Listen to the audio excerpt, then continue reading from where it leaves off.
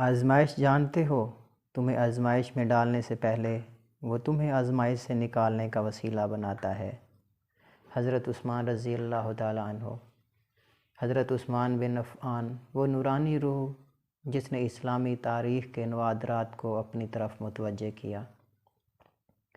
انہوں نے فیاضی کی ایسی پٹی کھولی جو آج بھی دلوں کو اپنی لپیٹ میں لے لیتی ہے۔ ان کی غیر معمولی سخاوت کی تصویر کشی کرنے والے بہت سے واقعات میں سے ایک واقعہ بے غرضی کا ایک پرجوش نمونہ بن کر ابھرتا ہے۔ مدینہ منورہ کے موسم گرما کے جھلسا دینے والے دنوں میں حضرت عثمان رضی اللہ تعالیٰ عنہ نے ایک بیمار یعنی غریب و عاجز طبقے کی خاموش فریادیں سنی۔ اپنی ہمدردی کے خزانے کو کھولتے ہوئے انہوں نے ایک ایسے سفر کا آغاز کیا جو صحرائے عرب کی خاک آلود پگڈنڈیوں سے آگے نکل گیا۔ اپنے پیچھے پرہیزگاری کی میراث چھوڑ گیا جو وقت کے ساتھ ساتھ گونجتا رہا، جو کہ خلیفہ وقت کی اپنی قوم کے ساتھ غیر متزلزل وابستگی اور ان کی گہری شفقت کا ثبوت ہے۔ قحط کے موسم میں شہر کے بے سہارا لوگوں نے خاموشی سے بھوک کا بوجھ برداشت کیا۔ ان کے مصائب کی خبر حضرت عثمان تک پہنچی، جنہوں نے درد مند دل کے ساتھ ان کے درد کو دور کرنے کی کوشش کی۔ ایک شام جب سورج کی روشنی افق سے نیچے غائب ہو گئی، مدینہ منورہ کی پرنور گلیوں پر لمبے لمبے سائے پڑ رہے تھے۔ حضرت عثمان جو کہ اپنی سخاوت کے لیے مشہور تھے، ایک خفیہ مشن پر نکلے۔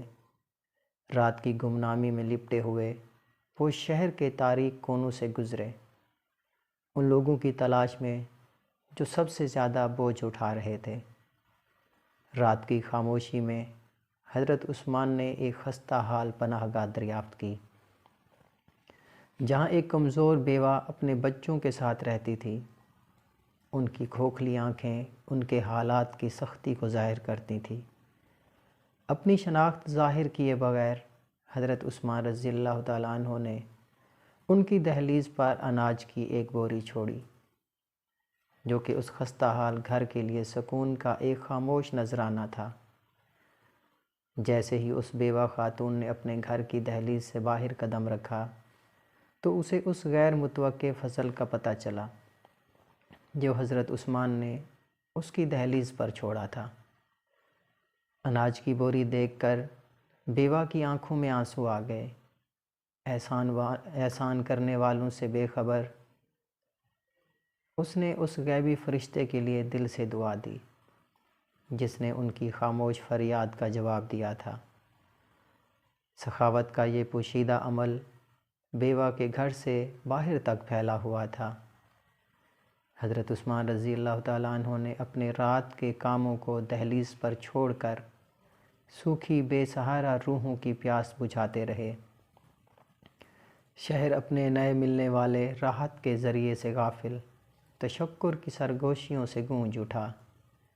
حضرت عثمان نے گمنامی کی چادر میں بے لوث قربانی کے جوہر کو مجسم کرتے ہوئے اپنی قوم کی بھوک کا بوجھ اٹھایا۔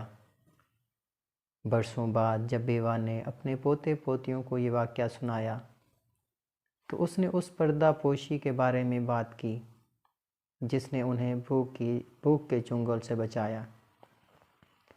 تاریخ کے مقدس ورق میں حضرت عثمان کی خاموش قربانی نقش رہی، ایک ایسی سخاوت کا ثبوت جو پہچان سے بالا تر ہے، محبت کا ایک ایسا عمل جو وقت کے ساتھ سرگوشی کرتا ہے۔